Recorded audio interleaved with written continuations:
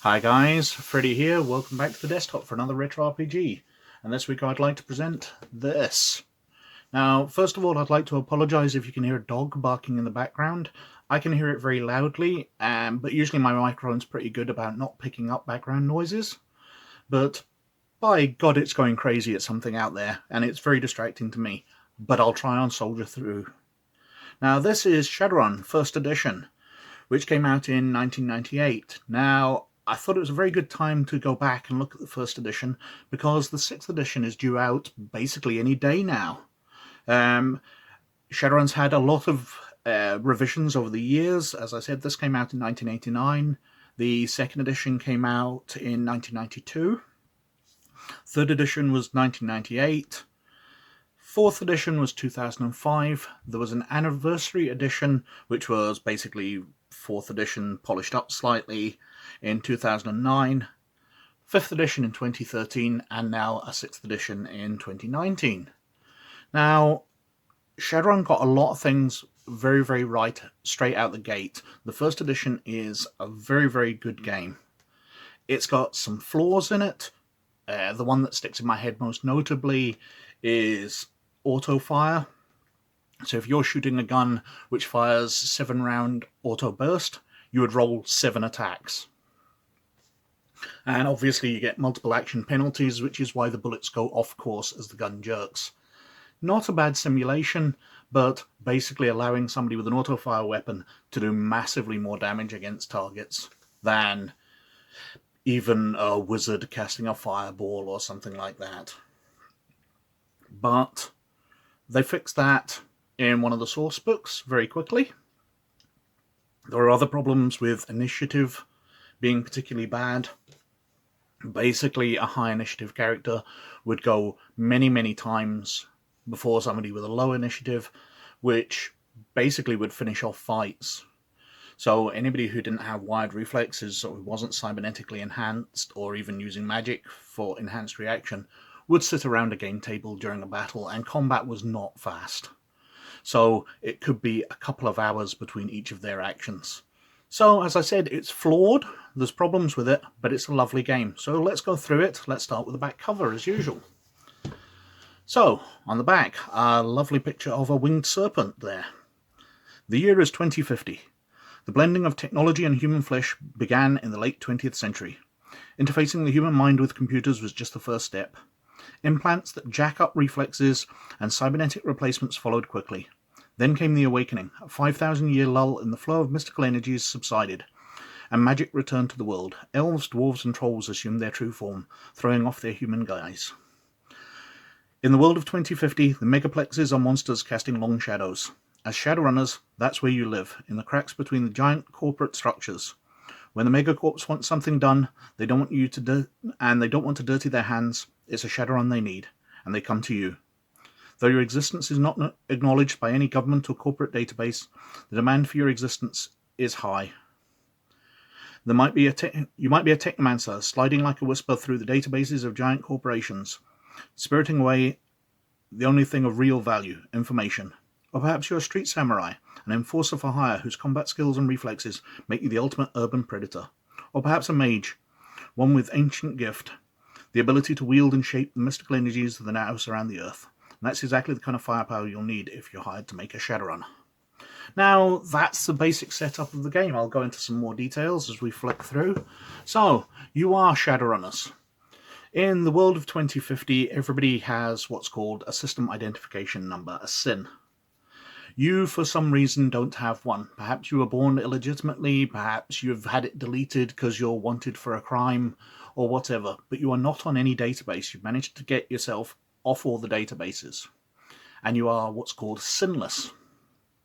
Now, that makes you very good for Shadowruns because your fingerprints won't show up when you break into someone and leave your handprint somewhere, and lots of other reasons. Your face won't show up on facial recognition. You are invisible as far as the computer networks go. The game is set in Seattle, mainly. Obviously, there's an entire world out there. And we're straight on to some ink and imagery or Aztec imagery, because there's a lot to do with the end of the world in 2012. Anyway, so you're a Shadowrunner. You're someone who doesn't exist on corporate networks, so you're very useful for corporations to hire to go in because you won't be easily tracked, and you especially won't be tracked back to them because you basically don't exist. Now, the world in 2011, when the Aztec or Mayan calendar or whatever it was came to an end, that wasn't the end of the world as been predicted, as we brought out wonderful movies about 2012. That world ended, but a new world was born, one with magic in it. They treat magic like a sort of radiation. So, like, you can't tell who would have a good suntan until they're exposed to the sun. You can't see who has magical genes until they're exposed to magic. So when magic started returning in 2012, the magical genes started expressing themselves. So people goblinized, became orcs and trolls, and babies started being born, which were elves and dwarves. So basically humanity split into 6 new species, 5 new species. How many is that? Human, elf, dwarf, orc, troll. 5 new species. And other things started happening. The dragons dragged themselves out of the ground, etc., etc. Wizards started being able to cast spells. There were big changes in America because the Native Americans who had practiced magic, even though it wasn't working with their ghost dances and that, suddenly found themselves able to cast spells, and they took back large sections of America, causing the forests to regrow. They also did famous of the Great Ghost Dance, which destroyed all nuclear weapons in the world. The radioactive material just stopped working. So you live in the 6th world, but technology has kept advancing. So cybernetics exist. So you're not just getting elves, dwarves, and wizards, you're getting people with cybernetic replacement arms and reflexes which are greater, and people who can plug themselves directly into computer networks. So it's a cyberpunk world, but with fantasy elements. And it's a really nice world, I have to say. They've taken lots of things like racism. You know, people don't care if you're black, white, yellow, or whatever. They care that the guy next to them is a 9-foot-tall troll. Racism has changed, so you actually care about the species, whether an elf, dwarf, human, whatever, not colour of skin. And there was a big thing called the Night of Rage, where the orcs and trolls were rounded up into warehouses because they were seen as dangerous, and lots of them were killed. Now we've reached one of my favourite sections of Shadowrun, which is the section on Metahumanity. So we have each page here with the meta type, so dwarf, Homo sapiens pilmelonis, with background information, you know, habitat, what they eat, etc. And a picture in boxer shorts. So we've got the elf, Homo sapiens nobilis, Homo sapiens sapiens as humans, Homo sapiens robustus as orcs, and Homo sapiens ingentis as trolls. And I really like the way it lays it out almost scientifically. You can see the average weight, you can see the height, you can see what they look like. I would think I'd have probably preferred it if they'd done the pictures more in the style of Da Vinci's Vitruvian Man with the outstretched arms. Kind of like this, but in a more artistic style. I saw that, if you remember my review of Inquisitor, where they did the Vitruvian Man but with cybernetics. I think I'd have liked that slightly better, but I absolutely adore this, and this was something they dropped from later editions. These pictures were never seen again after this rulebook, which I think is a very, very sad thing, because I like this a lot. It lays out the species in a scientific rather than action-based way. So you can play one of the 5 species, you can play Street Samurai and all that. We've got archetypes. So if you want to play, you can just choose an archetype. So we've got Burned Out Mage here. He's a mage who's lost a lot of his magic because he's got cybernetics. Cybernetics interfere with your nervous system, and it's your nervous system you use to pull magic through to cast spells. So as somebody becomes more modified, they lose the ability to cast magic. We have a Decker, somebody who plugs themselves into the internet and hacks computers.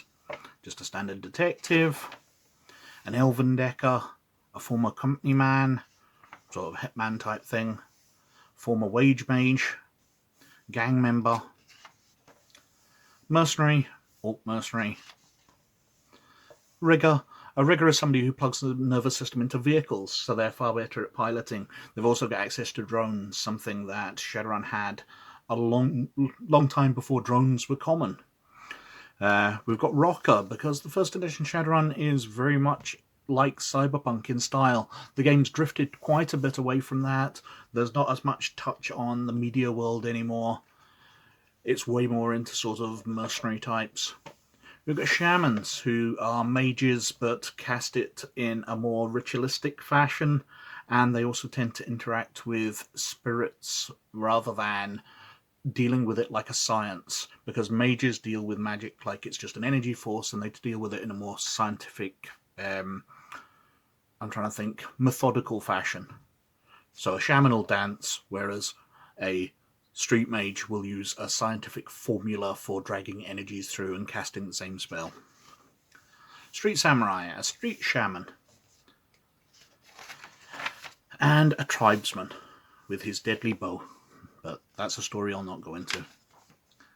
We've got a section on creating characters. That was yet another flaw with the first edition. When you're creating a character, you have to choose different priorities. So you can choose whether they have access to magic, whether they're a metahuman, how much money or spell points they've got, their skills, their attributes. But magic points and money are based off the same thing. So when you're creating a mage, you probably want to have a lot of spells, so you choose a high priority, so you end up with a lot of money. Which meant that generally a mage who doesn't have much use for money, because the expensive things in Shadowrun are weapons and cybernetics especially so, well, a mage doesn't want cybernetics. So most of the mages would end up driving around in limousines because they want to ditch that starting cash. Because if you don't spend your starting cash, you only get 10% of it through to your character in play. So starting characters would try and spend all their money, so you get your street samurai turning up on the cheapest vehicle possible, having spent millions on cybernetics, whereas the mage would turn up wanting all the spell points and spending a high priority on getting the tech stat, so they've got loads of spells, and driving a limousine and having an expensive suit and all that. Not exactly what they were probably wanting, but an interesting side effect of a rules justification. Skills. What Shadowrun has is skill web. So whether you have a skill or not, you can use it by going to another skill. So if you want to do physical sciences and you have computer theory, you can go through the web to it. However, the number of dots you go through are the number that it drops down. So from computer theory, 1, 2, 3 to physical sciences. So you would lose 3 dice off your skill. What we discovered is that speak Japanese is perhaps the most useful one, because the most skills go through that without going through too many dots, which we led to mean that basically you were reading the instructions. It was just a personal justification and a kind of an in-joke, but speak Japanese seemed to be the best skill to default almost anything to. I cannot even see language on there.